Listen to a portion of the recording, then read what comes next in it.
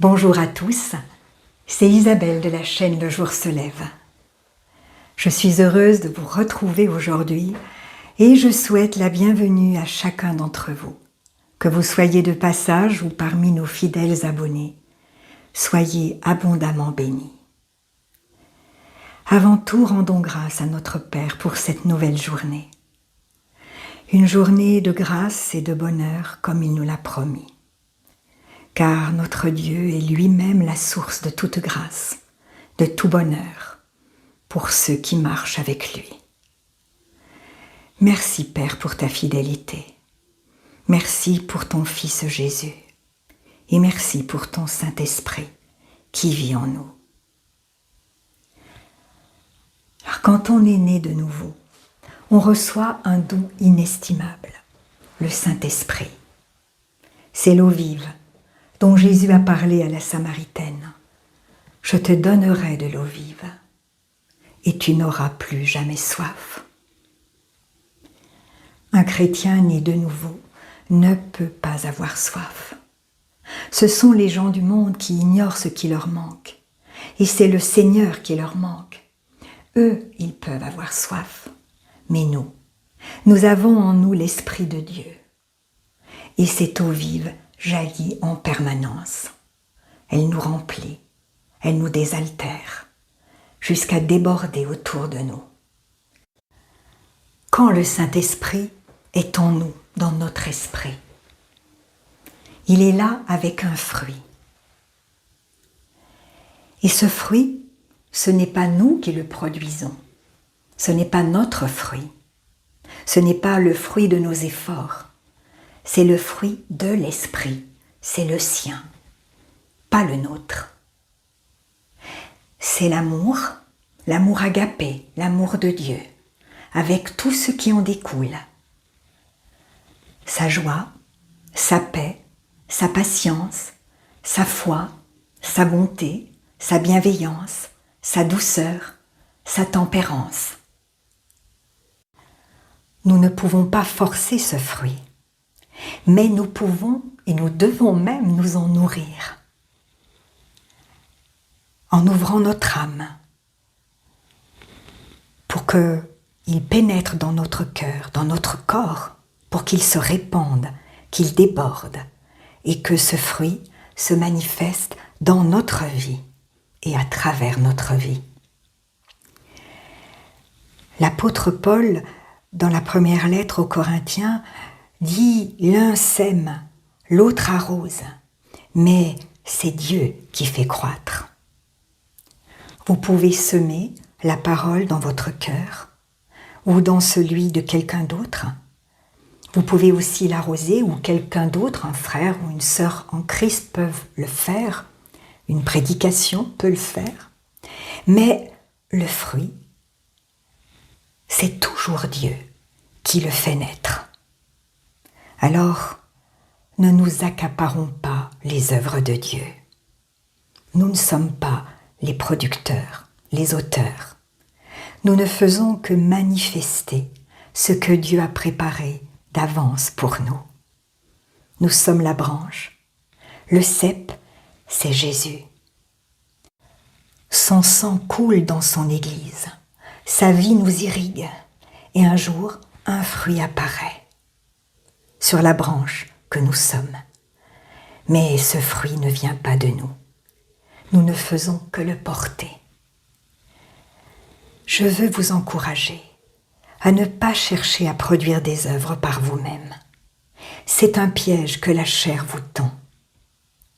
Les œuvres issues de nos propres efforts n'ont pas de valeur aux yeux de Dieu. Peut-être que le monde vous en félicitera. Peut-être que vous recevrez une récompense humaine, mais elles ne résisteront pas au feu du jugement.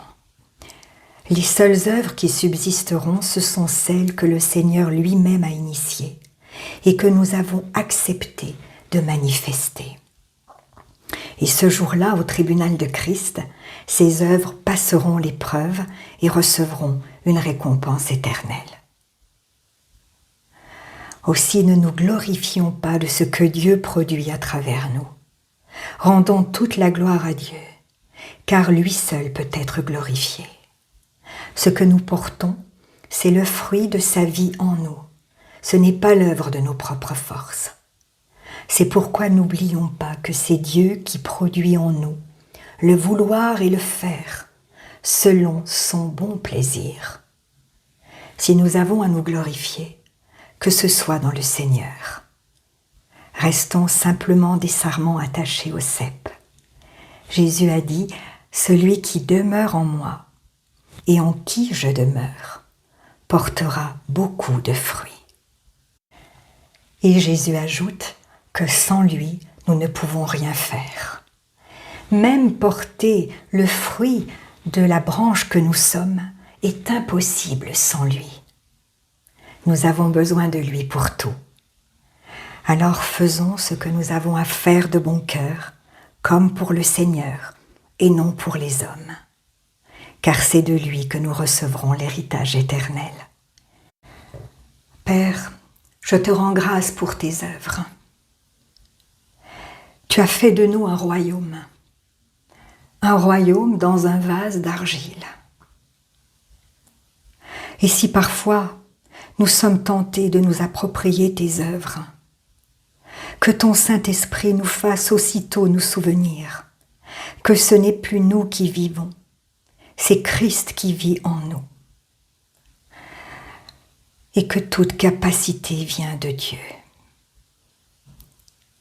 Nous voulons te laisser produire ton fruit à travers nous, tout ce que tu as prévu. Et ainsi nous savons que nous porterons glorieusement les fruits de ton royaume, non par nos forces, mais par la vie de Christ en nous. Merci Père, à toi soit toute la gloire Seigneur. Amen. Tous les versets sur lesquels je me suis appuyée, vous les trouverez dans la description.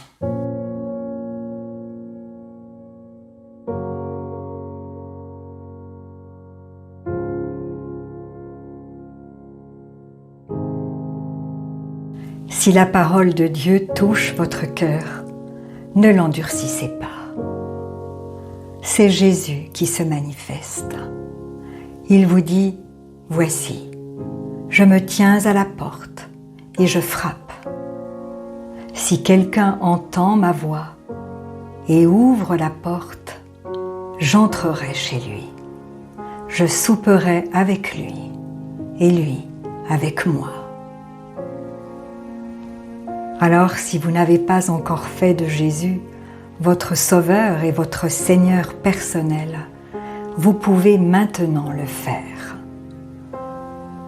Déclarez à haute voix et d'un cœur sincère: Père, je te remercie parce que tu as envoyé Jésus-Christ mourir sur la croix pour mes péchés. Et tu l'as ressuscité des morts. Je désire, du plus profond de mon cœur, recevoir ton pardon et être racheté par le sang de Jésus. Jésus, je t'accueille maintenant comme mon Sauveur et mon Seigneur. Je renonce désormais au péché et je veux te suivre tous les jours de ma vie. Au nom de Jésus. Amen.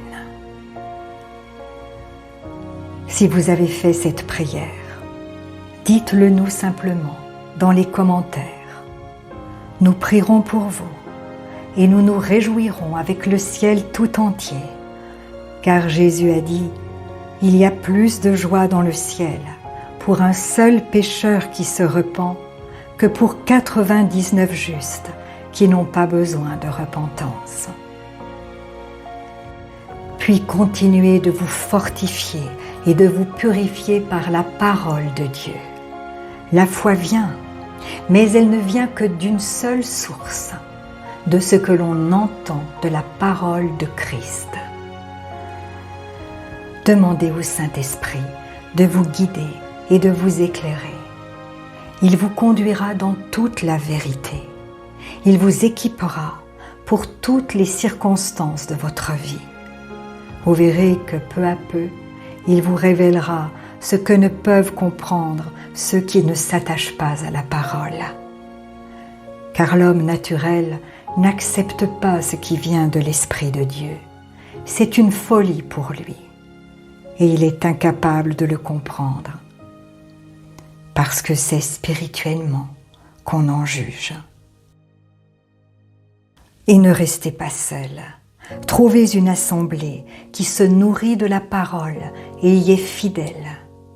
Et s'il n'y en a pas autour de vous, demandez au Saint-Esprit de vous faire rencontrer des frères et sœurs qui, comme vous, ont le désir de connaître Jésus plus profondément, de l'aimer et de le servir tel que lui le désire.